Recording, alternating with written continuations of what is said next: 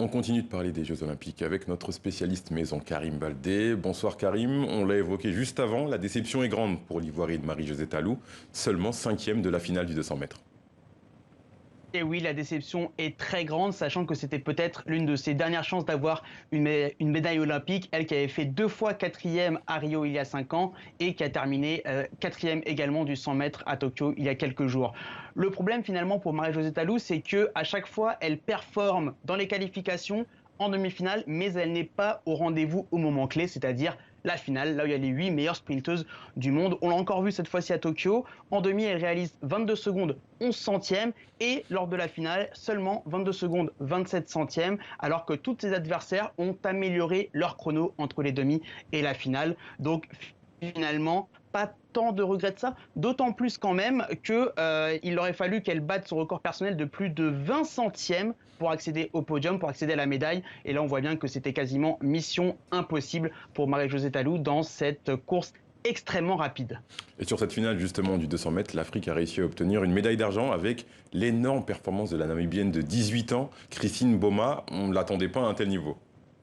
Ah non, ça c'est sûr, on ne l'attendait pas, tout simplement parce qu'il y a encore quelques semaines, elle ne courait même pas sur le 200 mètres. C'est une coureuse de 400, âgée de 18 ans, venue de Namibie. Elle fait partie de cette nouvelle génération namibienne et elle a dû se convertir de force au 200 mètres. Pourquoi? Parce que la Fédération internationale a estimé qu'elle était une athlète hyper androgène.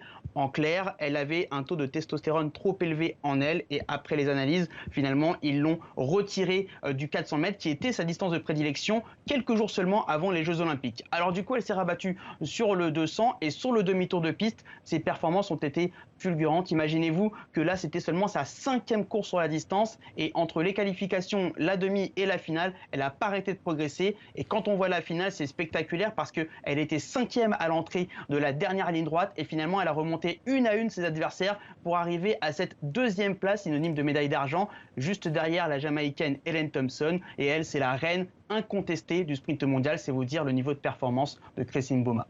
Karim, à 5 jours de la fin des Jeux Olympiques de Tokyo, quel bilan peut-on faire des performances des athlètes africains ? Eh bien, pour l'instant, le bilan, il est plutôt bon. On va s'intéresser plus aux surprises, aux gros changements, notamment sur le 3000 mètres steeple avec Soufiane El Bakkali. Le Marocain a remporté facilement la course, médaille d'or, mais c'est surtout la fin d'une époque. Imaginez-vous que le Kenya avait remporté toutes les médailles d'or depuis 9 Jeux Olympiques, autrement dit, depuis Los Angeles en 1984.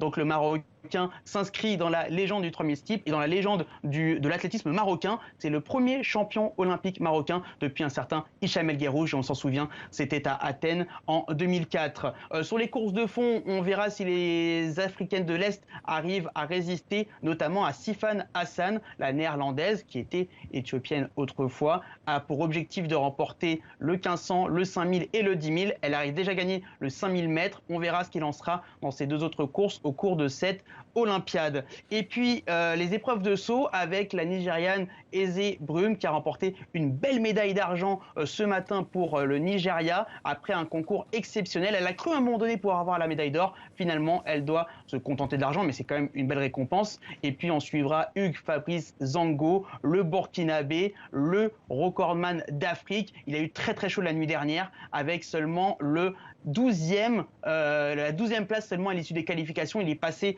à ça de la catastrophe, mais finalement, il s'en est sorti. Il sera au rendez-vous de la finale qui est programmée dans la nuit de mercredi à jeudi, heure au temps universel. Et puis une déception quand même dans ce bilan africain, c'est Wade van Niekerk, le recordman du monde du 400 mètres, le Sud-Africain, qui n'a pas réussi à passer les demi-finales. C'était une très grosse déception pour celui qui avait gagné les mondiaux à Londres en 2017.